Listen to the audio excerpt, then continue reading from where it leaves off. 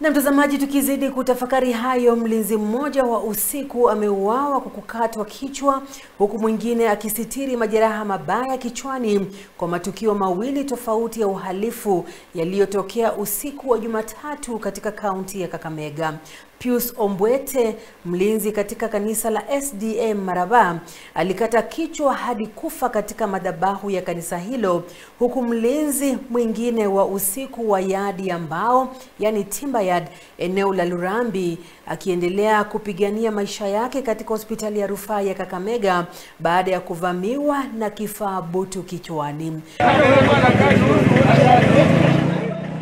Kinara wa polisi kaunti ya Kakamega, Central amehusisha visa hivyo viwili akidai kuwa huenda ni mauaji ya kufuatana. Tumefuatilia kidogo CCTV footage na tunaona kwamba iko mtu ambaye ni mmoja ambapo aliweza kuingia hapo mwendo wa saa 8 na dakika 23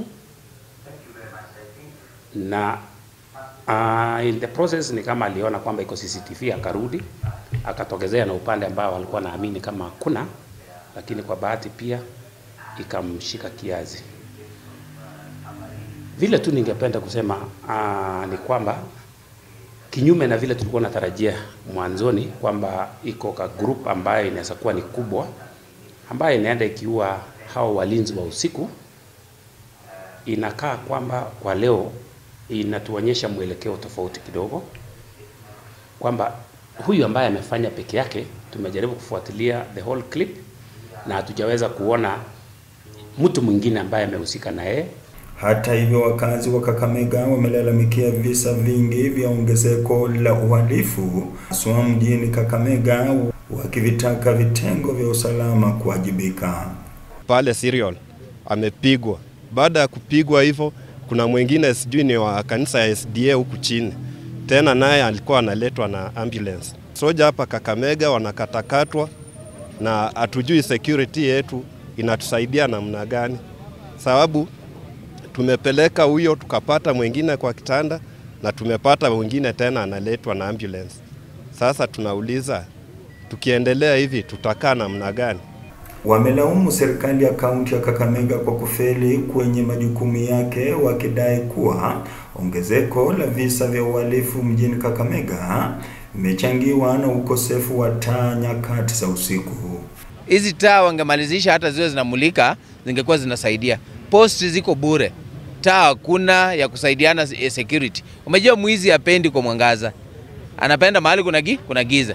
So wachukue hizi taa zenye Oparanya aliacha hizi watengeneze. Umejua kitu mimi najiuliza ni moja, kama hii county government Oparanya alikuwa anaweka hizi taa zinakuwa managed vizuri, na hiyo pesa ilikuwa inatoka hii ya baraza, pesa zinaenda wapi? Si pesa watoe tu watengeneze hizi taa, wananchi wapate mambo yao kawaida.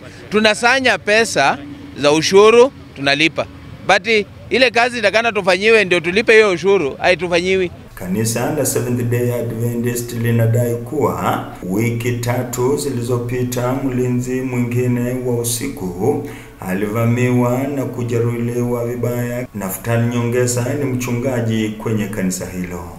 Nimetoka nje saa 12 asubuhi, saa 12 sharp ndio nikapata ya kwamba askari ameuliwa. Kusema aliuliwa saa ngapi siwezi kujua, ni Mungu anajua.